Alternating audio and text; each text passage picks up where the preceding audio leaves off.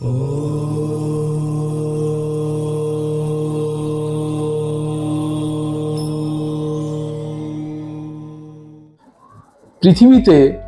জ্ঞান সঞ্চয় করার জন্য বা নলেজ বাড়ানোর জন্য সত্যি সত্যি নলেজেবল লোকের কাছে শেখা দরকার, বা সেই রকম জীবনে চলার পথে সেরকম গুরু দরকার। তো সাধারণত আমরা জানি যে ভগবান অর্থাৎ ঈশ্বর, আপনি যদি ঈশ্বরে বিশ্বাসী হন তাহলে সেক্ষেত্রে যে বিভিন্ন সাবজেক্ট, বিভিন্ন বিষয়, এই বিষয়গুলোর মধ্যে কোন কোন সাবজেক্টগুলোতে আপনারা কীভাবে জ্ঞান অর্জন করতে পারবেন তার জন্যও কিন্তু একজন গুরু দরকার। যেমন ধরুন, মহাদেবের বিভিন্ন কাহিনী থেকে আমরা তার বিভিন্ন জীবনের যে চলার পথে যে বিভিন্ন প্রবলেম, সেগুলোর যেমন একটা আলটিমেট সলিউশন বের করতে পারি, তেমনি আমরা যদি মহাভারত খুব ভালো করে পড়ি তাহলে ভগবান শ্রীকৃষ্ণের যে এই যে লীলা, তার যে এই যে একটা বিশাল জ্ঞান, গীতা একটা কত বড় চ্যাপ্টার আপনারা বলুন তো। এই গীতার মধ্যেও আবার কতগুলো অধ্যায়, 18খানা অধ্যায়, তার সেই শ্লোক, এইগুলো প্রত্যেকটা যদি অধ্যয়ন করেন তাহলে দেখবেন যে আপনার কত জ্ঞান সঞ্চয় হচ্ছে। তো ভগবান শ্রীকৃষ্ণ যখন দাপরে জন্মগ্রহণ করেছিলেন, উনি স্বয়ং পূর্ণ ব্রহ্ম, ভগবান বিষ্ণুর পূর্ণ ব্রহ্ম অবতার, উনি যখন দাপরে জন্মগ্রহণ করেন তখনই উনি কলিযুগ সম্বন্ধে জানিয়ে গিয়েছিলেন যে কলিযুগের কি কি ঘটতে চলেছে। তার একটা ছোট্ট উদাহরণ দিই আপনাদেরকে, যেটা আমার আজকের আলোচ্য বিষয়। যেমন একদিন উনি পাণ্ডবদের বললেন যে আপনারা বন থেকে আপনার বনগমন করুন, বন থেকে ঘুরে আসুন, বনে গিয়ে কি কি দেখলেন আমাকে বলুন, আর আমি আপনাদের জানাবো যে সিম্বলিক সিনগুলো, মানে যে দৃশ্যগুলো আপনাদের চোখের সামনে ঘটে গেল, সেগুলোর তাৎপর্য তার মানে কি হতে পারে। তো পাণ্ডবরা বনে চলে গেল, বন থেকে এসে ভগবান শ্রীকৃষ্ণকে তাদের অভিজ্ঞতার কথা জানাতে শুরু করলো। আর ভগবান শ্রীকৃষ্ণ সেই নিজের যে জ্ঞান, যে অপার জ্ঞান, অপার মহিমা, সেটা দিয়ে সেগুলো বিশ্লেষণ করতে লাগলেন। যেন প্রথম যেহেতু জ্যেষ্ঠ পাণ্ডুপুত্র যুধিষ্ঠির বলে, যুধিষ্ঠিরকে জিজ্ঞেস করলেন যে আপনি বনে কি দেখলেন। যুধিষ্ঠির বলল যে আমি 2 সুঁড়ওয়ালা হাতি দেখলাম। এর অর্থ কি হতে পারে প্রভু? তখন ভগবান শ্রীকৃষ্ণ একটু স্মিত হাস্যে বললেন যে এই 2 সুঁড়ওয়ালা হাতি সেটাই দেখাচ্ছে যে এরপর যে যুগ আসতে চলেছে, কলিযুগ, সেই যুগে এরকম মানুষই জন্মাবে। অর্থাৎ তারা বলবে এক, করবে এক, তারা দুদিক দিয়ে আপনাকে শোষণ করবে।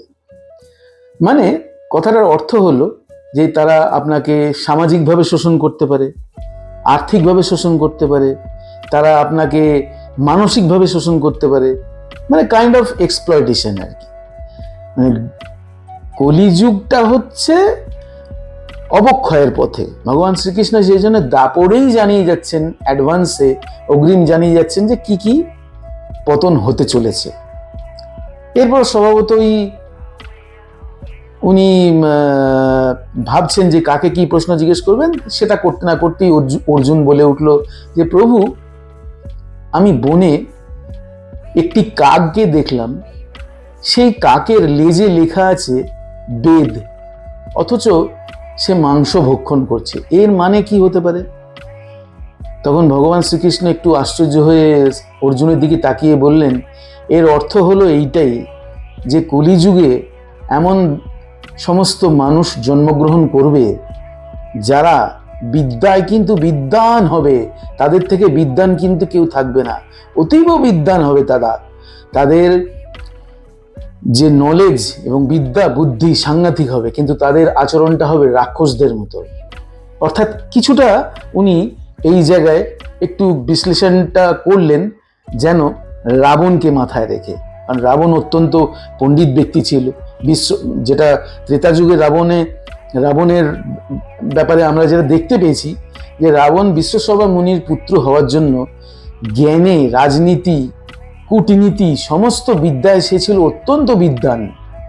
কিন্তু যেহেতু মা নিকষা হওয়ার জন্য তার মধ্যে যে রাক্ষস প্রবৃত্তি সেটা ছিল, এবং তার জন্য সে অনেক গর্হিত কাজ করেছিল।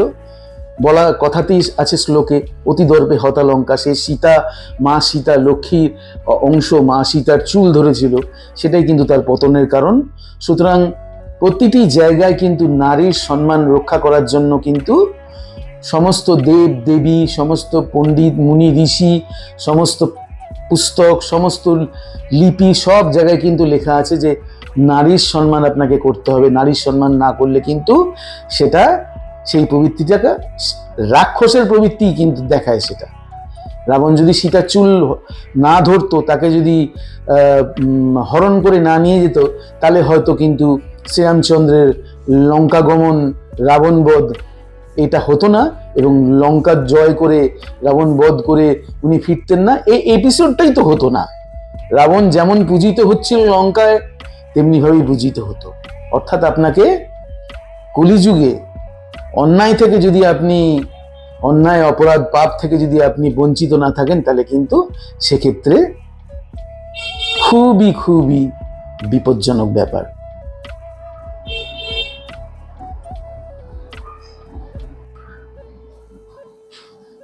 তারপর স্বভাবতই যেহেতু জ্যেষ্ঠ ভ্রাতা বলে ভীমই প্রথম আপনি নিজের মুখ খুলল। ভীম বলল যে প্রভু, আমি দেখলাম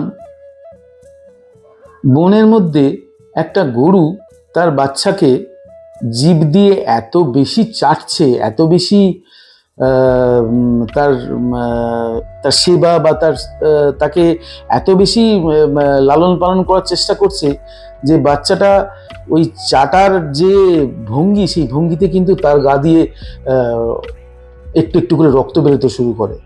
তখন ভগবান শ্রীকৃষ্ণ বললেন, এটা মানে উনি ওনার ভাষায় যেটা বললেন, যেটাকে বলা হয় ওভার কেয়ার করা। উনি বললেন যে কলিযুগে সমস্ত মারা তাদের নিজের বাচ্চাদের এত বেশি, প্রয়োজনের তুলনায় এত বেশি ওভার টেক কেয়ার করবে, এত বেশি তারা বাচ্চাদের সম্বন্ধে বেশি পজেসিভ হয়ে তারা চেষ্টা করবে যে এগুলোকে সামলানোর বা বাচ্চাদেরকে নিজেদের মানে আয়ত্তে রাখার। তার ফলে তাদের কিন্তু মনোবিকাশটা হবে না। আগেকার দিনে যেমন ছিল, পুত্র সন্তান জন্মগ্রহণ করলে তাদেরকে গুরুগৃহে গিয়ে শিক্ষা লাভ করতে হতো। মানে তাদের জন্মদাতা পিতা মাতা ছাড়া তারা যখনই কৈশোরে পা দিত, মানে 6-7 বছর বয়স হলেই তাদেরকে গুরুগৃহে গিয়ে তাদেরকে জীবনের শিক্ষা পাঠ করতে হতো। সেটা হিতোপদেশই হোক, সেটা বেদ পুরাণ উপনিষদই হোক, সেটা গীতা পাঠই হোক, যা কিছুই হোক, তাদেরকে গুরুগৃহে তাদেরকে অধ্যয়ন করতে হতো। এ এক মহিমময় বিষয়। শুনে ভীম একটু উৎকণ্ঠার মধ্যে চলে গেল যে আমরাও তো এইভাবেই শিক্ষা লাভ করেছি, কিন্তু এরপরে তাহলে কি আসতে চলেছে। স্বভাবতই এরপরে আসে নকুল আর সহদেব। এখন নকুল বলে ওঠে, প্রভু, আমি জঙ্গলের মধ্যে দেখলাম যে অজস্র কুয়া, আর সেই কুয়াগুলোর মধ্যে কোনো জল নেই, কুয়াগুলো শুকনো হয়ে গেছে। ভগবান শ্রীকৃষ্ণ এবার একটু উদ্বিগ্ন হলেন। উনি আকাশের দিকে তাকিয়ে একটুক্ষণ থেমে নিয়ে পাণ্ডবদের উদ্দেশ্যে বললেন, এর অর্থ এটাই ঘটতে চলেছে কলিযুগে, যে মানুষ প্রয়োজনের তুলনায় অপ্রয়োজনীয় জিনিস নিয়ে এত বেশি খরচা করবে, এত বেশি অর্থ নষ্ট করবে, যে সেটাই কিন্তু তার দারিদ্রতার কারণ হয়ে দাঁড়াবে। অর্থাৎ যে জিনিসটা আমার দরকার নেই, সেই জিনিসটার পিছনে যদি আমি আননেসেসারি পয়সা নষ্ট করি, তাহলে যে জিনিসটাতে আমার পয়সা খরচা করার দরকার, সেই জিনিসটাতে আমি করতে পারবো না। ভগবান শ্রীকৃষ্ণ স্বভাবজাত ভঙ্গিমায় উনি বুঝিয়ে দিলেন যে এইটাই হতে চলেছে, যে ওই যে কুয়া, সেটা মানে জল শূন্য হয়ে যাওয়ার তার কারণটাই, যে সিম্বলিক ব্যাপারটা, সেটাই জানাতে চাইছে যে মানুষ প্রয়োজনের তুলনায় অপ্রয়োজনীয় জিনিসের পিছনে পয়সা খরচা করলেই তখন যখন প্রয়োজন আসবে প্রয়োজনীয় জিনিসে যেখানে পয়সা খরচা করা দরকার সেখানে আর পয়সা খরচা করতে পারবে না।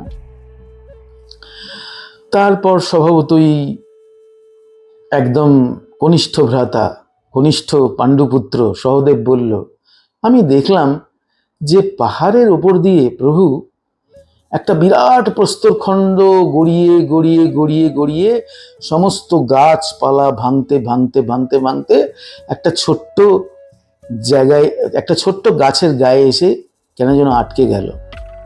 ভগবান শ্রীকৃষ্ণ বললেন যে এটার অর্থ বুঝতে পারলে না?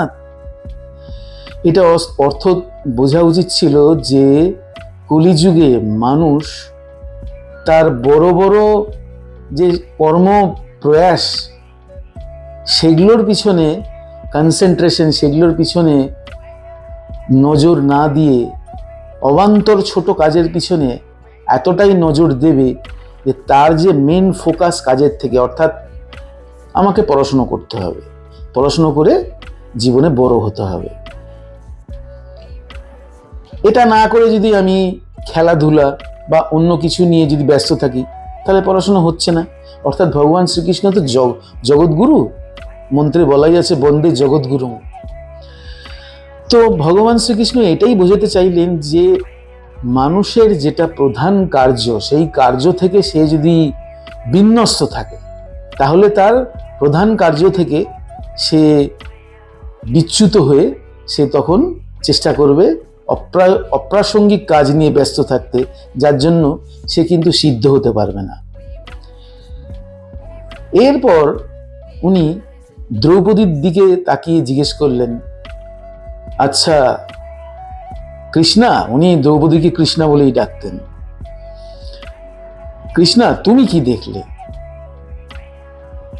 তখন দ্রৌপদী যেহেতু স্ত্রীলোক এবং যেহেতু এই পাণ্ডবদের পত্নী বলে সে স্বভাবতই চুপ ছিল। সর্বশেষে যখন সে কথা বলার সুযোগ পেল সে বলল যে আমি দেখলাম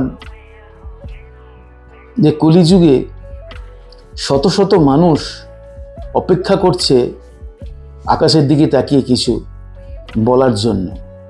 উনি বললেন যে এই কলিযুগই সেই যুগ, এই যুগে আজ পর্যন্ত সত্যযুগ থেকে শুরু করে যত ভালো কিছু হয়েছে সেগুলো সব অবসান ঘটবে। মানে সত্যযুগে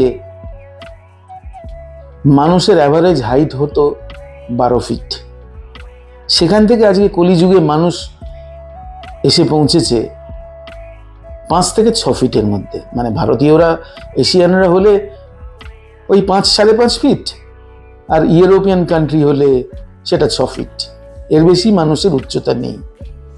আপনি চিন্তা করতে পারেন বজরংবলীর হাইট কত ছিল। তো এই যে অবক্ষয়টা, ভগবান শ্রীকৃষ্ণ দ্রৌপদীর দিকে তাকিয়ে বললেন যে মানুষ সমস্ত কিছু ছেড়ে দিয়ে ঈশ্বরের কাছে প্রার্থনা করছে যে হে ঈশ্বর, হে ভগবান, এই যে অবক্ষয়, এই অবক্ষয়ের থেকে আমরা মুক্তি পাবো কি করে? কিন্তু ভগবান তো জানিয়ে দিয়েছেন যে কলিযুগের শেষে কল্কি অবতার এসে আমাদেরকে এই পাপের পথ থেকে মুক্ত করবেন। সেই জন্য আমার সমগ্র জনসাধারণকে একটাই সবিনয় নিবেদন যে আপনারা পাপ, অপরাধ, অন্যায় থেকে যতটা পারুন মুক্ত থাকুন। হ্যাঁ, আপনাদের হয়তো মনে হবে যে আমি আপনাদেরকে স্পিরিচুয়াল দিকে নিয়ে যেতে চাইছি বা ধর্মের তাত্ত্বিক কথা বলছি। দূর, এখন তো আমার অপরাধ অন্যায় পাপটা দেখতে পাচ্ছেন, আমি মরে গেলে কি বিচার হবে ভগবানের কাছে গেলে কিছু যায় আসে না, আমি অপরাধ তো করিনি, অন্যায় তো করিনি। কিন্তু তা নয়, কেননা ভগবান শ্রীকৃষ্ণ বলেইছেন যে কর্মণ্য ব্যাধিকারস্তে মা ফলেষু কদাচন মা কর্ম ফল হেতুর্ভু মাতৃভূমি চ বিকর্মণি। তুমি কর্ম করে যাও, ফলের আশা করো না। তার কারণ হচ্ছে যে তুমি যে কর্ম করবে সেটা সুকর্ম হলেই তবে কিন্তু তার তুমি সুফল পাবে, তুমি কিন্তু কুকর্মের সুফল পাবে না। এটা খুব সুন্দরভাবে বলা আছে যে if you plant papaya don't expect mangoes. মানে যেমন কর্ম আপনি করবেন আপনি ঠিক তার সেরকম ফল পাবেন। আশা করি গল্পগুলো আপনাদের ভালো লাগছে। আমি আপনাদের আরো সুন্দর সুন্দর গল্প নিয়ে আপনাদের সামনে হাজির হব। প্রত্যেক সপ্তাহে আপনাদের কাছে দুদিন করে তো আমি আসছি। ভবিষ্যতে আরো কত দেখা হবে আমি জানি না, এখনই জানাতে পারছি না আপনাদেরকে। কিন্তু আমি সবসময় চেষ্টা করব আপনাদের আশীর্বাদ নিয়ে জীবনে চলার পথে এগিয়ে চলার। সঙ্গে থাকুন, দেখতে থাকুন